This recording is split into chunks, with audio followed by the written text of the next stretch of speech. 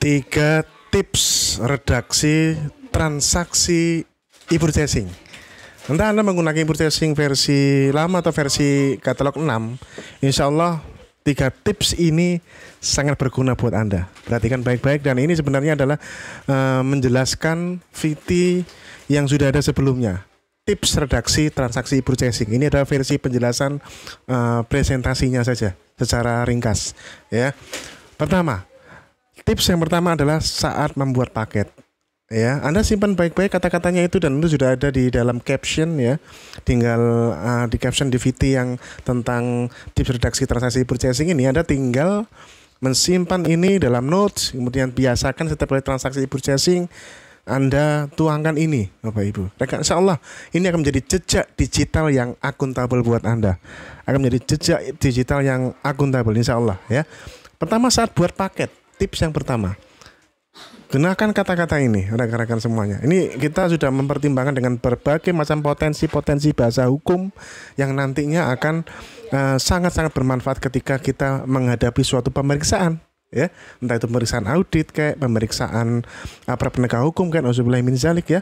Intinya insya Allah ini berguna, karena e-purchasing makin kesini makin gede-gede nilainya, apalagi arahan-arahan untuk merubah metode pemilihan menjadi e-purchasing yang awalnya dari tender.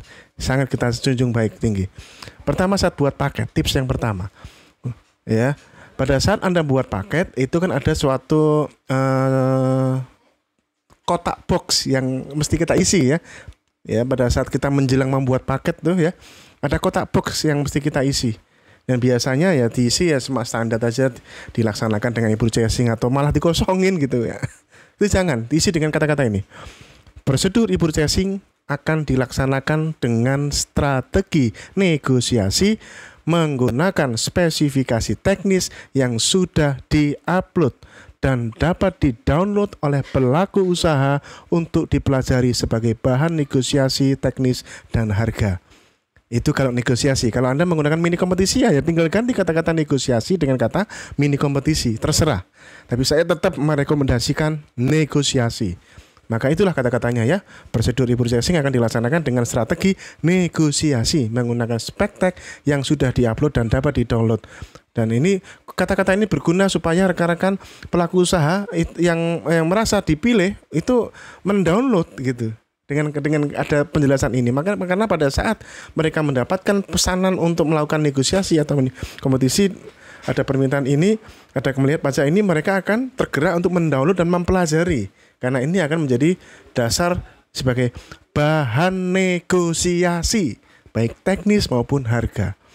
Nah itu ya. Kemudian saat menjelang negosiasi, kan sudah buat paket klik gitu ya, mau negosiasi itu ya, mau negosiasi Bapak Ibu rekan-rekan, kita mau masukkan harga itu ya, harga yang terserah ya, yang jelas itu memang harus turun, memang defaultnya ya. Kalau saya sih hanya membulatkan aja gitu ya. Kemudian ada suatu kotak box lagi kan gitu ya. Nah kotak box lagi ini pada saat menjelang negosiasi, ketik ini nih, berikan harga terbaik ya, berikan harga terbaik sesuai transaksi sebelumnya. Sebelumnya ini tidak mengikat di e-purchasing ini aja, dimanapun tempatnya.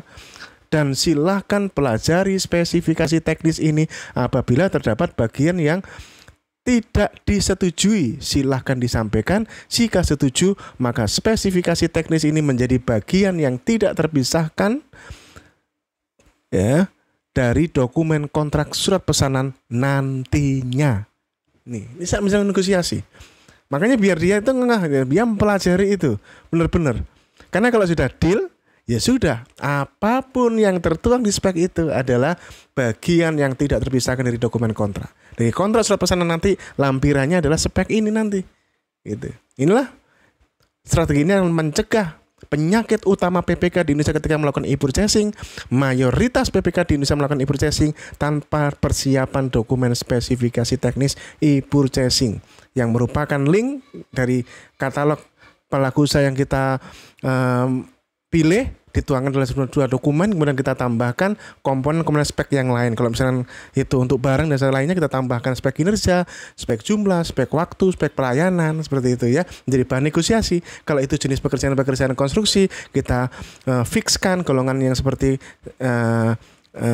spek bahan bangunannya apa, spek metodenya apa, spek prosesnya bagaimana, spek peralatan konstruksi peralatan bangunannya bagaimana, spek peralatan konstruksi bagaimana, keterangan gambarnya, rancangan keselamatan konstruksi, ya, nilai TKDN seperti itu. Gitu. Nah, setelah itu tips yang kedua ya. Tips ketiga adalah pada saat setelah negosiasi. Ya, setelah negosiasi. Setelah negosiasi kita klik-klik negosiasi selesai kan, itu pasti ada suatu box gitu ya. Satu box ya. Anda tutup dengan ini kalimat penting ini ya. Dan ini sebelum Anda lakukan berkontrak gitu ya. Itu apa?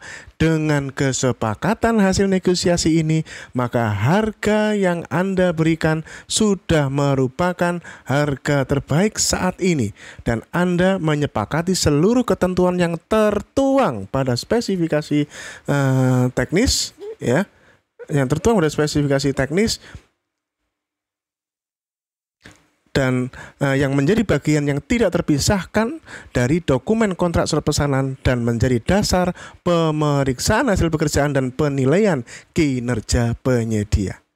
Itu rekan-rekan 3 tips, yaitu saat buat paket, saat menjelang negosiasi, dan saat setelah negosiasi atau mini kompetisi.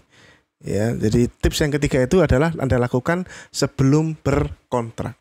Ini akan menjadi jejak audit rekan-rekan pada saat Anda mencetak ini sebuah aplikasi, maka mestinya kata-kata ini, karena ini dimasukkan dalam sebuah box, mestinya akan ikut tercetak juga. Dan pada saat pemeriksaan audit, rekan-rekan semuanya, ini akan insya Allah menjadi pegangan bersama bahwa kontrak surat pesanan itu, rekan-rekan semuanya, adalah dilampiri dengan spesifikasi teknis e-purchasing.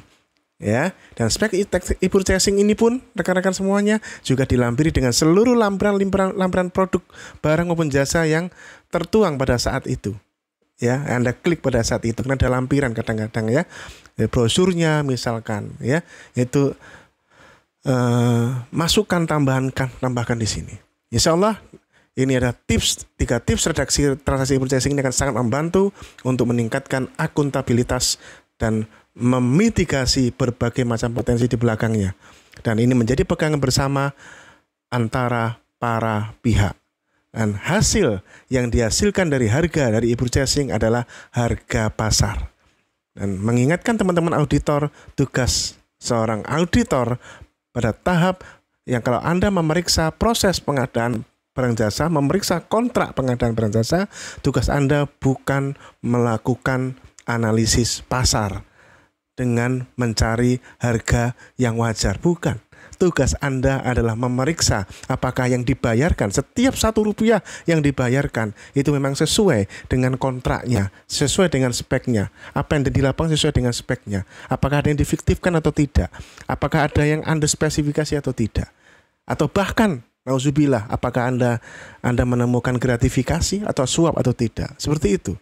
Bukan mengurusin harga ini wajar atau tidak wajar. Bukan tempatnya kalau sudah di tahap kontrak, apalagi pasca kontrak, apalagi sudah dibayar. Apalagi Anda datang pada saat bertahun-tahun setelahnya atau setahun setelahnya. Dan bahkan pada saat garansinya pun itu sudah habis. Ya, BPK dan penyedia berkontrak bersifat transaksional terbatas waktu atas berbagai macam perikatan, baik perikatan berkontrak maupun perikatan purna jual berupa garansi maupun jaminan-jaminan pemeliharaan. Mari kita jaga integritas, mari kita tingkatkan kualitas pengadaan barang jasa kita, bahwa barang jasa adalah rumpun bidang profesi ekonomi, bukan hukum, apalagi hukum pidana. Ekonomi, transaksi jual beli biasa. Insya Allah ini akan maju dengan mindset pola pikir seperti ini. Bukan sempit seperti yang banyak terjadi. Mohon maaf. Sukses kita semuanya.